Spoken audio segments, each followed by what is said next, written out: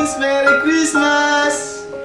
Tita Connie! Tito George! More blessings sa inyo! Best wishes! At sana magkaroon ng maraming anak! Thank you! Magandang umaga sa inyong dalawa, Ineng, Connie, George!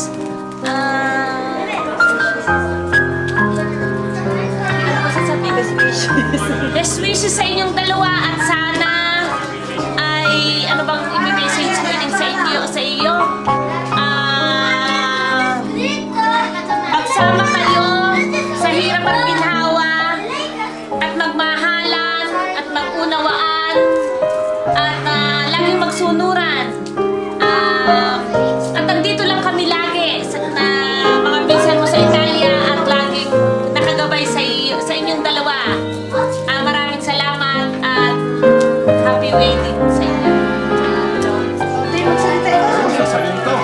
Ay, natawag ng kamote. Yan, tita. Si Palina nagba-best wishes sa inyong dalawang Tito George. Hi George, Connie. Happy wedding. Sana yan, papasok na kayo sa ika nga na sa meeting. Konti problema, huwag palaki, pasasyahan, mababa ang isa kapag mataas ang isa. Ibig sabihin, huwag niyo dadaanin na pa rin mataas dahil may mag-asawa talagang mahal. No, gano'n na lang, basta happy wedding sa inyo. Ineng Connie, Tito George, yan. Best wishes sa inyong dalawa. Sa December 26, Merry Christmas na rin, and Happy New Year.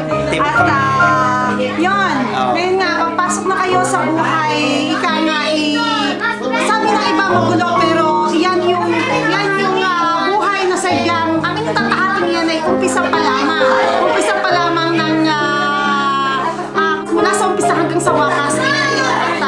Dahil doon, yun, tama nga sabi ng Kuya Mari mo na kapag ang isa ay mataas, ang isa ang bababa. Yun, magsusunuran kayo palagi at mag-iintindihan sa isa't isa. Maliit na problema, kailangan pag-usapan. Yan. Okay. Best wishes sa inyong dalawa. Tita Connie and Tito George, Merry Christmas. Ay, una muna pala best wishes, Tito and Tita. I'm so happy for you. Sana malala. Oh my gosh. Merry Christmas talaga sa inyo. Best wishes. And ayun, paulit-ulit na ako. Yun lang masasabi ko kasi lahat naman nasabi na nila. Bye-bye! Hi, tita, tito. Best wishes sa inyo. Wala lang ako lang bibidyo sa akin dahil walang nagbibidyo. Wish ko lang sa inyo na sana tumadag ang pagsasama nyo. Saka gustuhin man namin nandiyan kami pero talagang hindi pwede dahil din sa mga problema sa financial saka sa pag-aaral namin. Pero gusto lang namin parating sa inyo na mahal namin kayo. Saka sana yun nga, maging matatag palalo yung inyong samahan. Saka aguri ulit. Hi, Tita Connie, Tito George. Best wishes sa inyong dalawa. Wish ko, love each other and more babies sa inyong dalawa and God bless. Merry Christmas! Auguri, Tita Connie. Bye. George! Ciao e auguri, Tita Connie, Tita George. Hi, Ninang at Ninang. Auguri, ang aking wish ay galing internet lang kaya social. Wishing you all the love and happiness in the world and congratulations on your marriage. I'm the best! Bunatali, ciao! Connie, George, kumusta kayo? Wala na siguro ako masasabi pa dahil nasabi na nilang lahat. Best wishes and God bless. Connie, George, best wishes sa inyo. Sana magpakarami kayo. Best wishes na lang. Ciao Tita Connie, come stai? Ciao Tita Connie, kamusta ka na? Sana maganda yan. Bakit? Tito George, nandito. Buon matrimonio. Ciao. Auguri Tita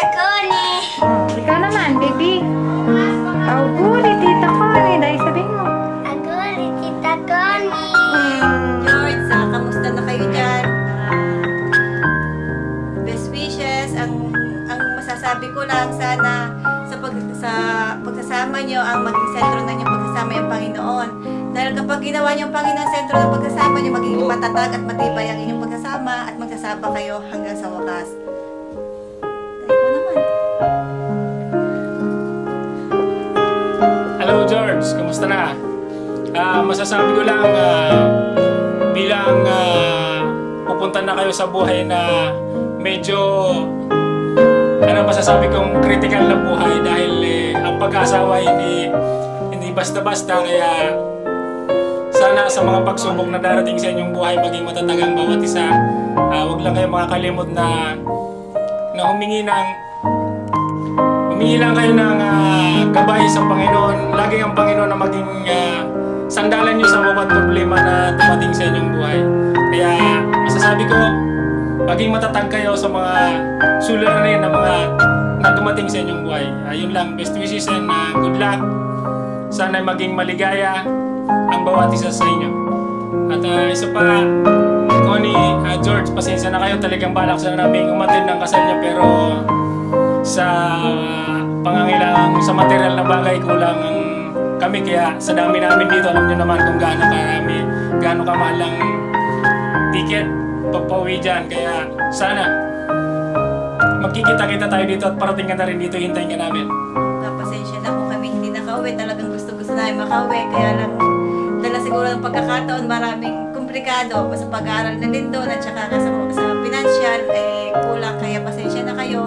Gustuhin man namin, talagang pilitin man namin, pero ang puso namin, alam niyong nandiyan at talagang masayang-masaya kami para sa inyo. At tandaan niyo, ngayon ay sumumpa na kayo sa harap ng Panginoon, kaya dapat maging matatag kayo. Anumang pagsubok na darating sa inyo, ilagpasan niyo.